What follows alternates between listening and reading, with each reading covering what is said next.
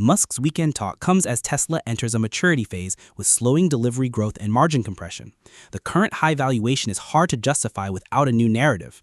Musk tries to reposition Tesla as an AI and human-machine infrastructure company. He spoke about Optimus with a noticeably different tone. He claims Optimus could become the world's most important product, with long-term value far exceeding Tesla's auto business.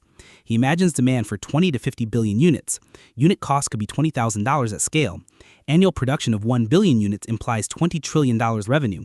His language mirrors 2010's Model S pitch, signaling exponential growth to support valuation. He admitted Optimus was supposed to scale this year with version 2, but delayed it for version 3's better design. That likely means no commercial scale deployment or revenue in 2025. Optimus remains an engineering project without product market fit. While narrative paints it as Tesla's next growth pillar, operationally it's still in pre-scaling. Capital markets treat such assets with option-like valuation, creating volatility. He pitched two use cases for Optimus: 24/7 care assistance and dangerous labor replacement. These are high-margin, pain point-heavy, low-competition markets. Regulatory and insurance barriers could delay adoption, especially in labor-sensitive regions like the US and EU. That may explain Musk's vague timeline despite describing a huge market. It suggests he knows this is a long-cycle, policy-dependent play.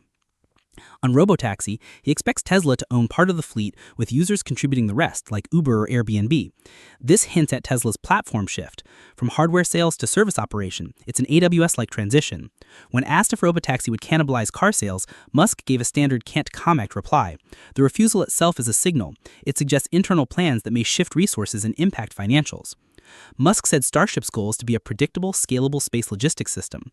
He reframed rockets from engineering tools to logistics cost-cutting platforms. Starship will have triple the thrust of Saturn V and be fully reusable. The key is cost per kilogram to orbit. He wants extreme capital efficiency, 100 tons to orbit cheaper than Falcon 1's half-ton launch. The message, bigger equals cheaper. If achieved, this defies traditional aerospace cost curves and gives SpaceX pricing power in defense, weather, telecom, mining, and exploration. The main challenge is orbital re-entry thermal protection. No system in aerospace history has solved this. Even the shuttle needed repairs.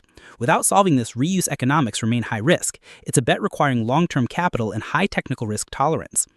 Musk compared rocket economics to throwing away your car after each trip. He wants investors to grasp the absurdity of non-reusable systems. SpaceX is trying to deconstruct an inefficient norm. He wants markets to understand this as a paradigm shift. Orbital refueling is the next frontier. For Mars or lunar missions, one launch can't carry enough fuel for round trips. Refueling would let fuel modules be launched separately. This would make SpaceX the sole orbital infrastructure provider. No other firm has the capital or incentives to compete. After describing the near impossible, Musk calmly said none of this is impossible, just hard, and no one else wants to try. Even Falcon 9's reuse hasn't been copied. Most aerospace firms are risk-averse, contract-driven. SpaceX takes both technical and business model risks. If Starship delivers on scale, cost, and frequency, it redefines near-Earth transport and resource allocation. Starship is the gateway to a three-layer Earth-Moon-Mars economy. Future military, climate, AI, biomedical, and materials chains may move beyond Earth's gravity. Controlling this chain means setting the new planetary rules. Musk's pitch is give me the tools to rebuild civilization's infrastructure. On Neuralink and Grok, Musk claims Grok can directly read brain signals without converting to language. This bypasses the input-output bottleneck between AI and human brains. If humans can transmit compressed ideas to AI, reasoning and context performance will leap. It's a platform-level capability.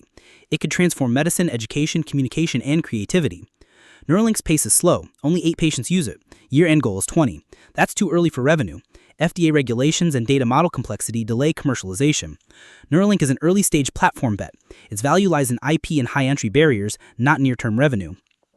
Musk frames Neuralink as a medical tech firm focused on restoring motor or sensory function. He avoids transhumanism language.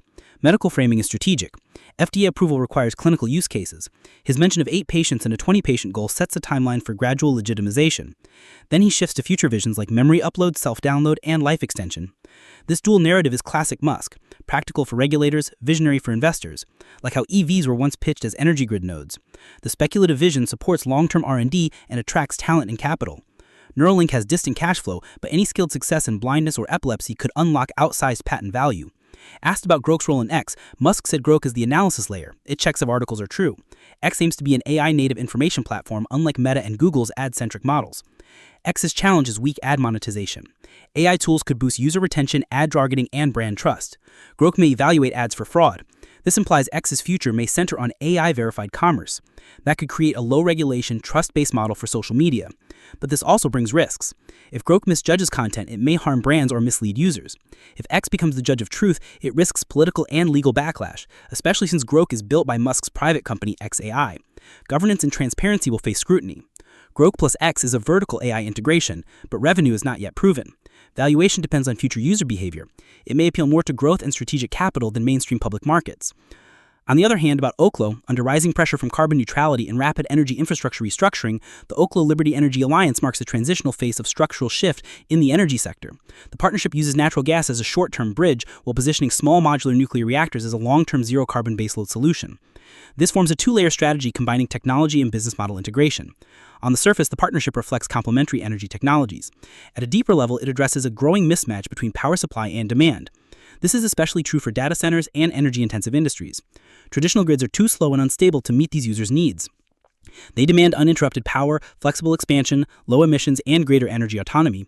A hybrid energy deployment model is emerging. OKLO and Liberty's partnership reflect this new architecture. OKLO's compact fast reactors are modular and replicable. They are designed to power sites like data centers, remote industrial facilities, and defense installations. Their advantages include fast deployment, low land and cooling requirements, and the use of high burn-up fuel with potential for recycling. This promises long-term cost efficiency. But nuclear development, certification, and fuel supply still take years. Liberty fills this strategic gap. Liberty's Forte system provides immediate natural gas-based power and load management. Its dispatchable capacity offers backup power during OKLO's deployment phase. Later, it can serve as part of a high-availability hybrid grid. Liberty Power Innovations has also invested in storage and distributed energy systems. Over time, it may evolve into a smart energy management platform. Liberty's recent pivot from oilfield services to energy solutions shows a clear platform transformation. Partnering with OKLO aligns with this strategy. In 2023, Liberty invested $10 million in OKLO, showing early conviction in nuclear potential. The alliance also has capital synergy. Liberty expands from transitional fuel provider to co-builder of zero-carbon infrastructure. OKLO gains market access by integrating with Liberty's distributed generation and customer base. This helps overcome early friction in commercializing nuclear technology.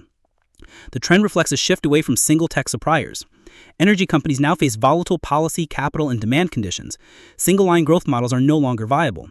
Composite energy systems are replacing centralized grid logic. Drivers include distributed infrastructure growth, regional grid bottlenecks, AI-driven load spikes, and rising ESG pressure. This creates real market demand for zero-carbon, rapidly deployable, scalable energy solutions. These models may define future energy business models. Historically, nuclear's decline in North America was due to high costs, long cycles, and falling public support. Small modular reactors aim to solve these issues through design and regulatory innovation. If successful, OKLO's Aurora plant can deliver 15 years of fuel-free baseload power. Combined with fuel recycling, this could reshape nuclear cost models.